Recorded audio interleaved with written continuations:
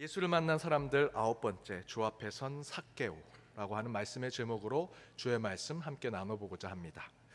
제가 주일학교 시절에 오늘 본문에 나오는 삭개오 이야기를 선극을 한 적이 있습니다. 당시에 선극을 하겠다 하면 너도 나도 그 선극을 하고자 사람들이 모였습니다. 저도 그 선극팀에 들어갔습니다. 그러면 보통 그 선극을 할 때 주인공을 하고자 서로 나서서 주인공 시켜달라고 합니다. 그런데 이 삭개오 선극을 하려고 주인공을 뽑으려고 했더니 너도 나도 안 하려고 합니다. 왜 그런지 여러분도 아실 겁니다.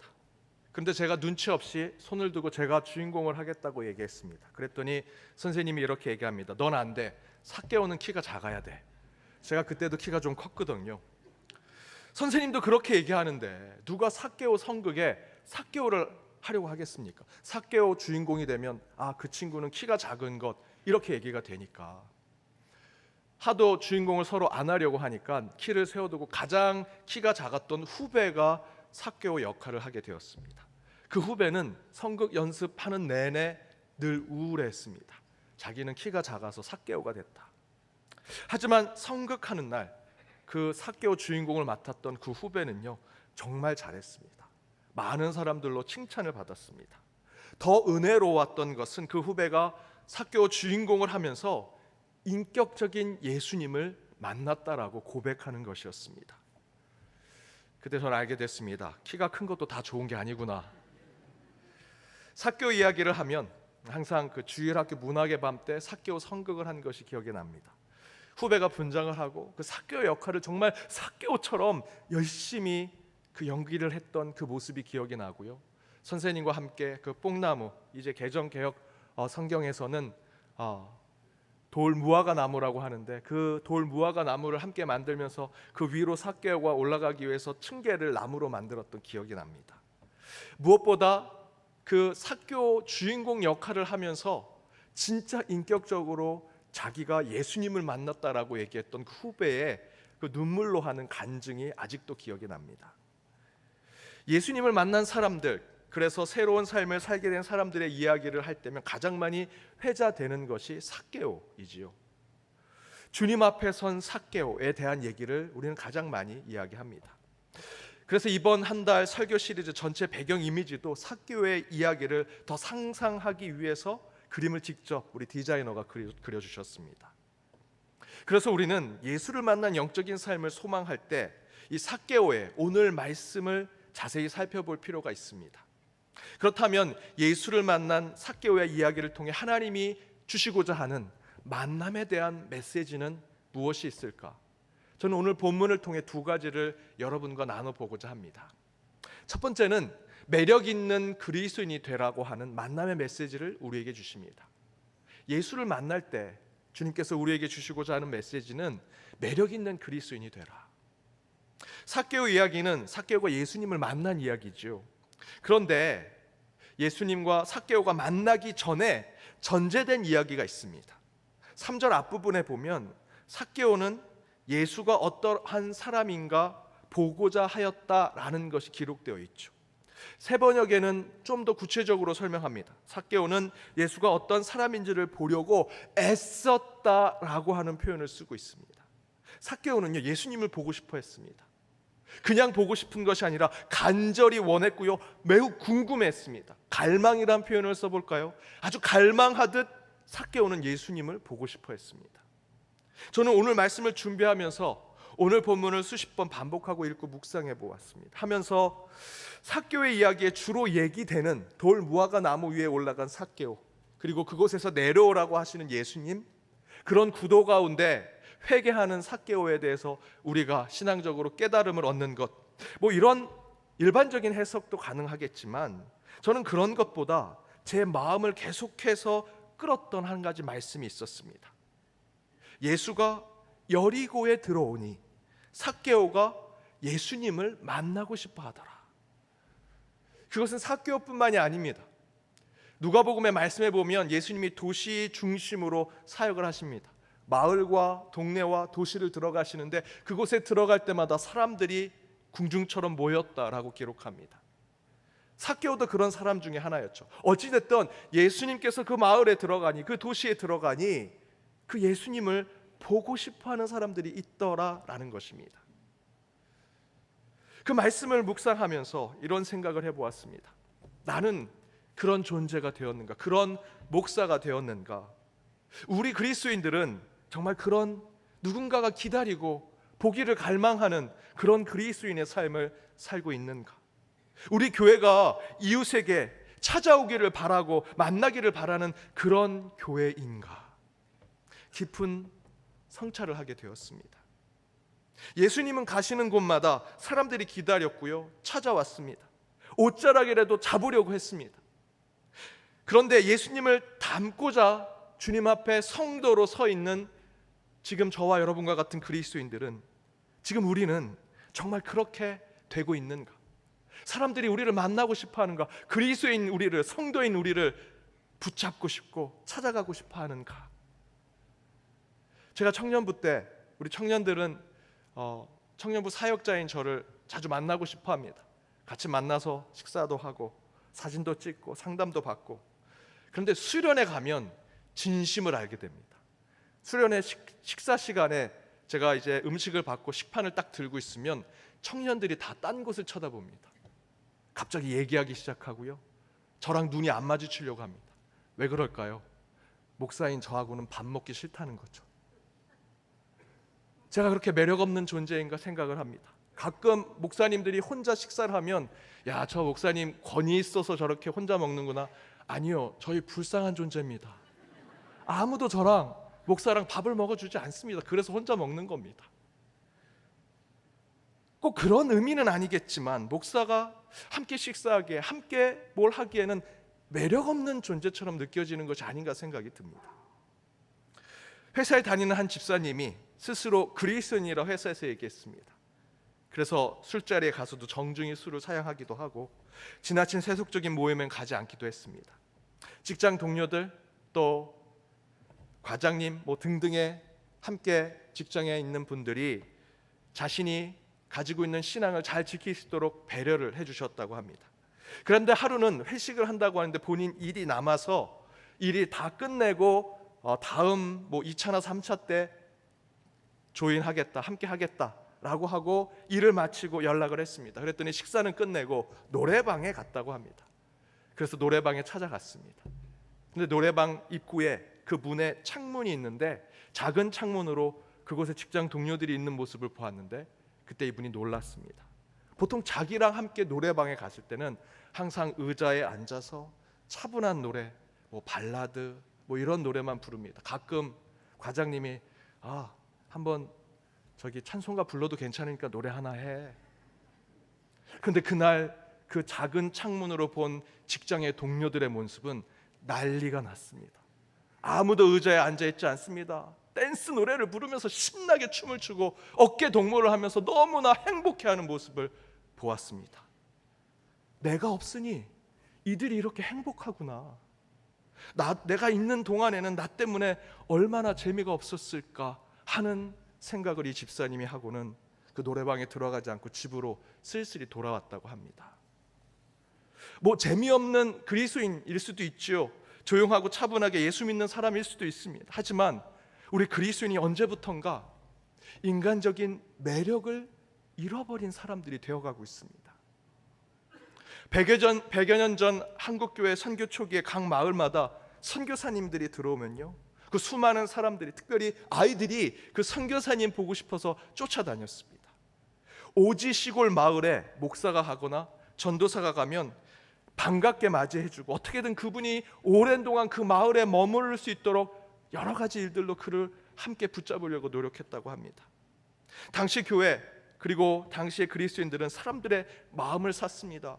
관심의 대상이 되었습니다. 다른 여러 이유가 있었겠지만 저는 그 이유는 어찌되었든 믿음의 사람들, 기독교인들이 사람들에게 매력을 주고 있었던 것이죠. 뭔가 빠져들게 하는 것이 있었던 것입니다. 전에 만져보지도 들어보지도 못했던 서양의 클래식 악기를 다루기도 하고 그 소리가 너무나 아름답기도 하고, 예배 때는 예배 드린다고 하는 그 서양 신의 앞에, 하나님 앞에 다들 잘 차려입고 옷을 차려입고 예배 드리는 모습이 신기하기도 하고,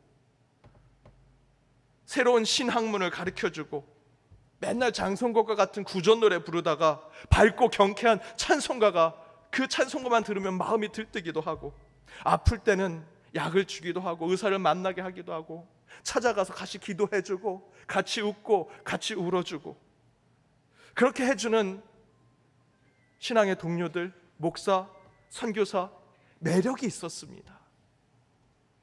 언덕 위의 신식 건물에서 그 풍금 소리가 막 들리면 벌써 마음이 들뜨고 행복했다고 얘기하신 분들도 계십니다. 그때는요, 우리 그리스도인들이 정말 매력이 있었습니다. 만나보고 싶고 찾아가고 싶고, 그런 살아있는 복음을 전하던 사람들이 우리 믿음의 선배들 그리스도인이었습니다. 마치 예수가 여리고성에 간다고 하니 삭개오가 그 예수를 보고 싶어서 미치겠다라는 마음으로 돌 무화과 나무에 올라갈 정도로, 그 시대에는 믿는 사람들, 기독교인들이 가면요, 사람들이 보고 싶어 했습니다. 만나고 싶어 했습니다. 그런데 지금 저와 여러분 한국교회는 어떻습니까? 물론 그들이 서양 악기를 다루고 보지 못했던 신학문을 가리키고 사람들에게 약도 주고 전혀 경험하지 못했던 것들을 해주는 것으로 매력을 줬던 것도 있겠죠. 하지만 오늘 본문에 예수님은요, 진정한 매력을 우리에게 깨닫게 해주십니다.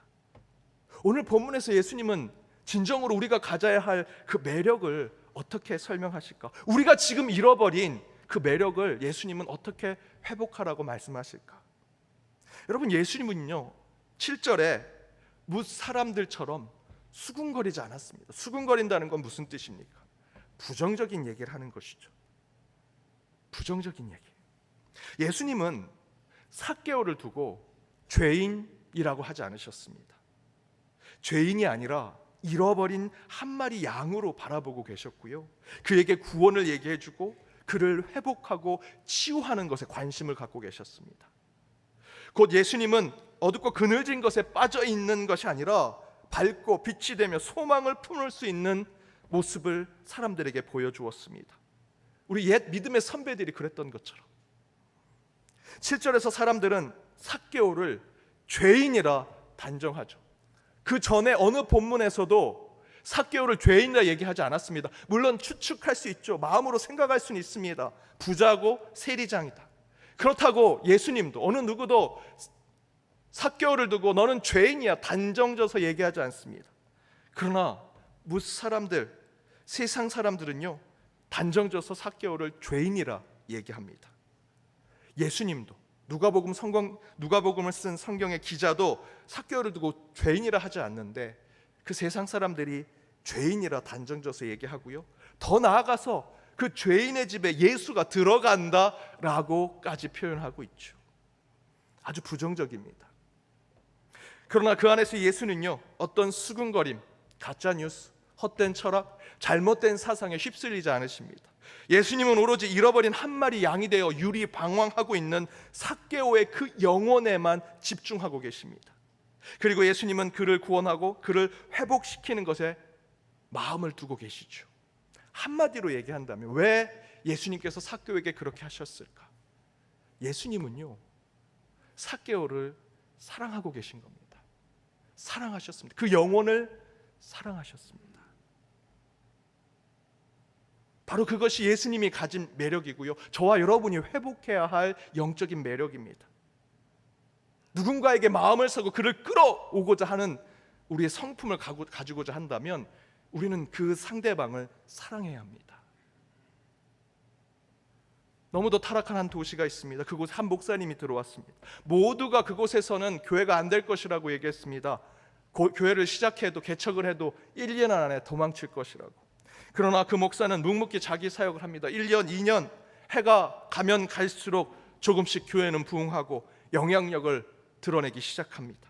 사람들의 인식도 변합니다. 모두가 안 될 것이라고 했는데 그 타락한 도시에 소망의 꽃이 피기 시작합니다. 교회도 부흥하고 사람들이 모이기 시작합니다. 그곳에 밝고 새로운 것들이 드러나기 시작합니다.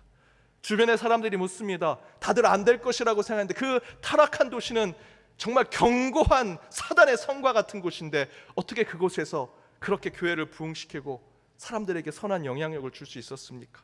혹시 교회 성장의 비법이 무엇입니까? 라고 물었습니다. 그때 그 목사가 이렇게 얘기합니다. 나는 이 도시를 사랑했습니다.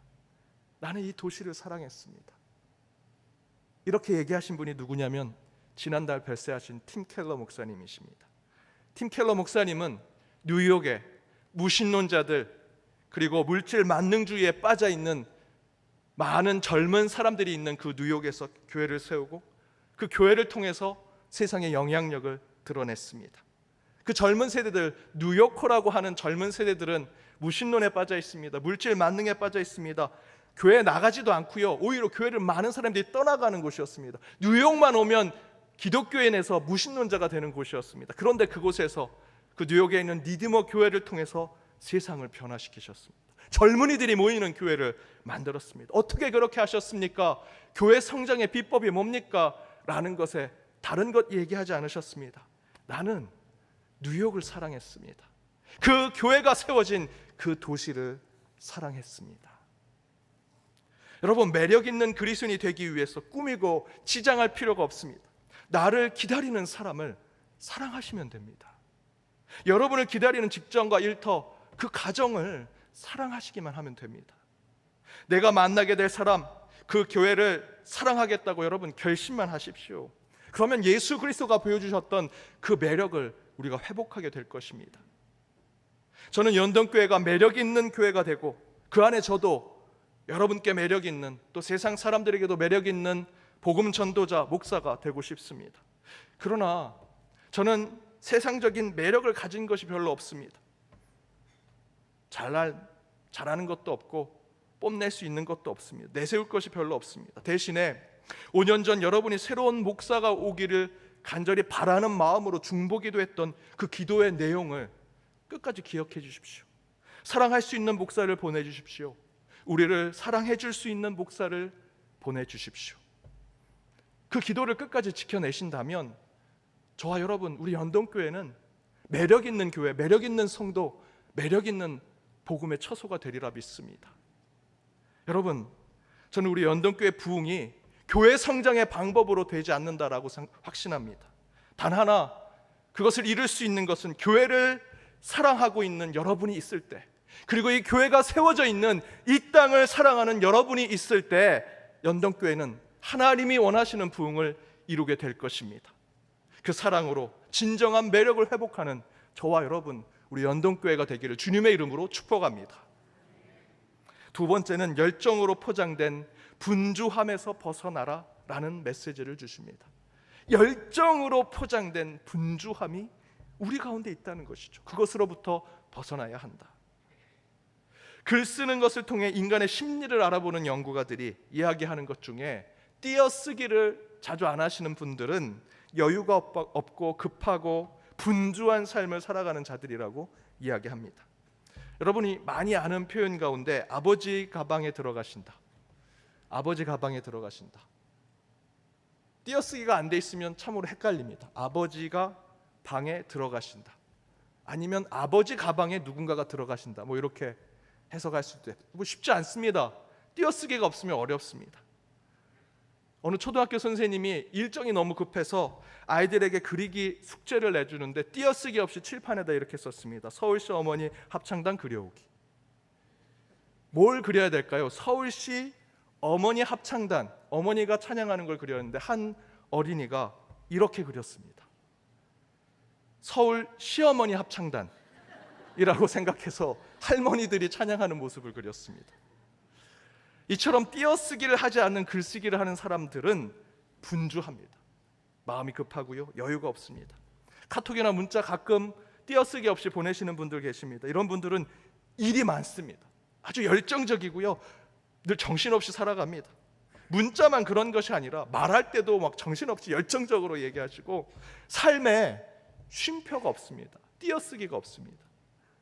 그러면서 그들은 이렇게 얘기합니다. 나는 쉼표 없이 띄어쓰기 없이 정말 바쁘고 열정적으로 살아가는 자들이야 라고 얘기하죠. 하지만 그런 사람들의 인생은 열정이 넘치고 일이 많고 항상 열심히 사는 것 같지만 정확하게 그들의 인생은 열매 없는 분주한 인생이라고 할 수 있습니다. 앞에서 말씀드린 대로 열정이란 이름으로 포장된 헛된 분주함 속에 살아가는 사람들, 열정적으로 보이지만 그것이 분주함에 불과해서 열매가 없는 것. 오늘 본문의 삭개오가 그렇습니다. 3절부터 삭개오를 설명하는 말씀에 서술어를 중심으로 말씀을 잘 읽어보십시오. 그 서술어에 계속 반복되는 것이 무엇입니까? 물론 삭개오가 예수를 만나고 싶어하는 갈망이 있습니다. 그런데 그 갈망에 대한 자신의 그 열정을 표현할 때 서술어를 보면 보고자 합니다. 4절에 달려가서 보려고 합니다. 돌 무화과 나무에 올라갑니다. 예수를 보려고. 그 갈망의 표현이 그 열정적으로 쉼표 없이 띄어쓰기 없이 보려고 뛰어가고 올라가고 곳곳을 돌아봅니다. 6절에서는 그가 얼마나 분주한 삶을 살고 있는지를 이렇게 표현합니다. 급히 내려왔다. 물론 예수님께서 자기 집에 유하겠다라고 하는 그 말씀을 들은 것에, 그 예수님의 말씀에 너무나 기뻐서 급히 내려온 것이라 표현할 수도 있겠지만, 동시에 누가복음의 성경 기자는 삭개오의 성격을 얘기하고 있는 것입니다. 삭개오는 급한 사람이다. 일이 많고 쉼표와 빈칸이 없는, 그러면서 스스로는 이렇게 얘기하겠죠. 나는 열정이 넘치는 사람이야. 나는 1분 1초도 다 쪼개서 쓰고 사는 사람이야. 나는 바쁜 사람이고 늘 수고하고 열심인 사람이야 라고 얘기한다는 것이죠. 그래서 저는 오늘 말씀의 8절의 삭개오가 회개하는 그 말씀, 자신의 소유의 절반을 가난한 사람에게 주고 속여 빼앗은 것이 있다면 내 갑절이라 갚겠다고 하는 이 표현은 그렇게 달갑게 들리지 않습니다. 이런 삭개오의 회개도 자신은 난 열정이 넘쳐 잘 나가고 내가 이제 예수님 만났으니, 내가 그렇게 찾아다니고 또 찾아다니고 갈망해서 만난 예수님을 이렇게 만났으니 이제 회개해서 나는 이제 제대로 된 사람이 될 거야. 순식간에 일어나죠. 하면 할 수 있는 일이야. 열정 있는 것처럼 드러내지만 여러분 돌려서 생각하면 8절은요 자기를 내세우는 회개일 뿐입니다. 나는 예수님을 만나고 이렇게 곧바로 회개했어. 회개하면 그 결과도 바로 얘기할 수 있어. 그 열정과 열심을 보일 수 있다라고 할 수는 있겠지만 예수님은 그것으로 그에게 구원을 선포한 것이 절대로 아닙니다. 만약에 여러분이 내가 이렇게 하겠습니다, 나 이런 공로와 수고를 보여드리겠습니다, 내가 이렇게 열정이 있습니다 라고 예수님이 그것을 보시고 그래 너 정말 훌륭하다, 내가 너를 구원할게 하셨다면 우리는 기독교 교회 안에 앉아있을 이유가 없습니다.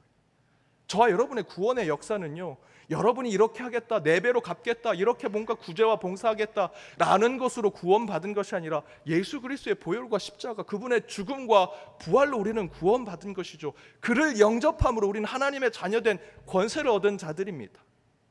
8절에 나와 있는 삭개오의 회개 때문에 저와 여러분이 열정적으로 하나님 제게 이렇게 뭔가 신비로운 거 체험해 주셨사오니 제가 이렇게 회개해서 이제 구원받은 자 삶을 살겠습니다 라는 것으로 구원이 이루어지는 것이 아니다라는 것입니다. 8절의 말씀은요 삭개오가 급하고 분주하고 그저 과도한 열정을 보이는 표현일 뿐입니다. 그렇게 자신의 열심과 열정을 보이는 삭개오의 실제 모습은 저는 분주한 게으른 자라고 생각합니다. 분주한 게으름이란 전혀 중요하지 않은 일들을 쌓아두고는 책임감에 짓눌리는 현상을 말한다고 합니다. 곧 뭔가를 하는 데에만 시간을 쏟아붓을 뿐 무엇을 하고 그것을 왜 하는지 고민하지 않으며 깊은 성찰 없이 시간을 보내는 것을 말합니다.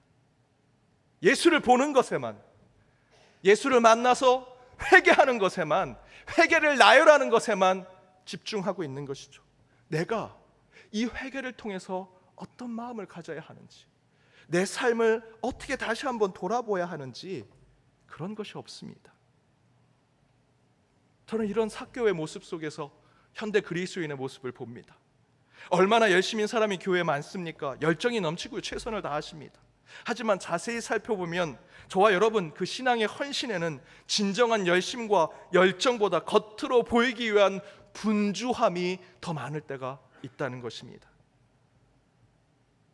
영적인 성찰이 없고요, 깊은 묵상, 침묵의 기도에 시간이 없습니다. 왜 하나님이 내게 이 자리를 주셨는가? 왜 하나님이 내게 이런 경험을 주셨는가? 왜 하나님이 이 사람을 만나게 해주셨는가?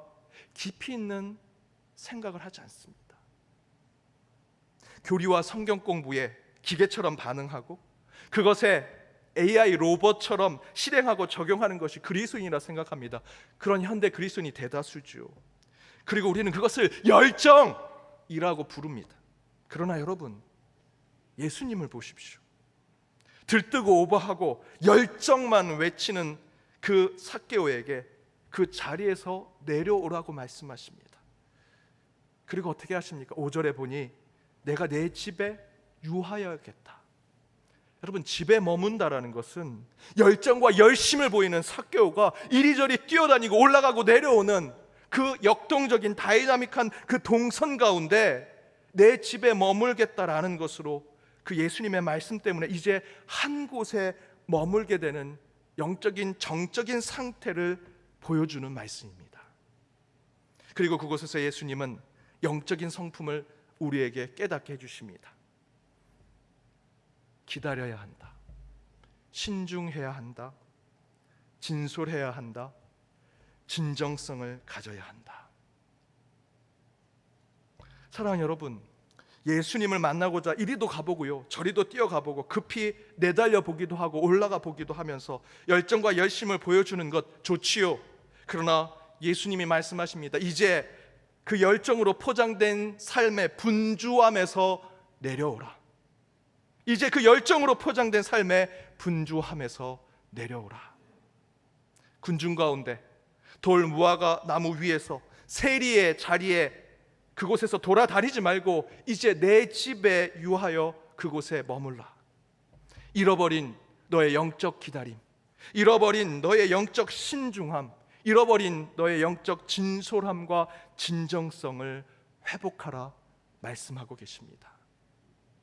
예수를 만난 삭개오는 구원받는 것에만 머물지 않았습니다. 여러분, 구원받으려면 이곳에 오셨습니까? 저는 예수 그리스도가 나의 구원자로, 왕으로, 내 삶의 주인으로서 내 삶의 모든 영역에 통치하시고 그것에 방향을 설정해 주시며 그 길 가운데 모든 것을 원칙으로 가르쳐 주시리라 저는 믿습니다. 만약에 삭개오가 그 하나의 열정, 회개 받는 것으로 끝났다면 8절 가운데 우리는 은혜 받고 끝나야죠. 아닙니다. 삭개오가 이것 가운데 예수 그리스도를 만남으로 깨달은 것은 회개하는 것으로, 구원받는 것으로 끝나는 것이 아니라 구원받는 자의 삶을 살아야 함을 우리에게 깨닫게 해주고 계십니다. 이제 삭개오는 예수를 만나 인생의 진실된 삶의 자리를 되찾게 되었습니다. 저와 여러분도 그런 예수를 만나 삶의 전 영역에서 새로운 변화를 경험하는 저와 여러분, 우리 연동의 모든 권속들 되시길 주님의 이름으로 축복합니다. 기도하시겠습니다. 우리와 함께 하신 하나님, 우리도 말씀으로 우리에게 걸어오시는 주님을 경험하게 하심을 감사드립니다. 삭개오를 만나주신 주 예수 그리스도께서 이 시간 우리 가운데 다가와 주셔서 우리로 하여금 하나님의 임재를 갈망하게 하시며 성령의 내주하심을 사모하게 하심을 감사하오니 주여, 저희에게도 주를 만나는 은혜와 복을 허락하여 주옵소서. 열정과 열심으로 살아가는 삶이라 생각했지만 나를 자랑하고 내 것을 뽐내려는 것에 불과한 헛된 분주함에 불과한 것임을 깨달으오니 사랑의 하나님, 주의 영을 향한 신중함, 진지함, 기다림, 진솔함, 진정성을 찾아가는 우리의 신앙이 되게 하여 주옵소서. 날로 새롭게 해주시는 변화를 허락해 주시는 주님의 말씀 앞에 겸손히 한 주의 삶을 준비하게 하심을 감사드리오며 이 모든 간구 예수님의 이름으로 기도드립니다. 아멘.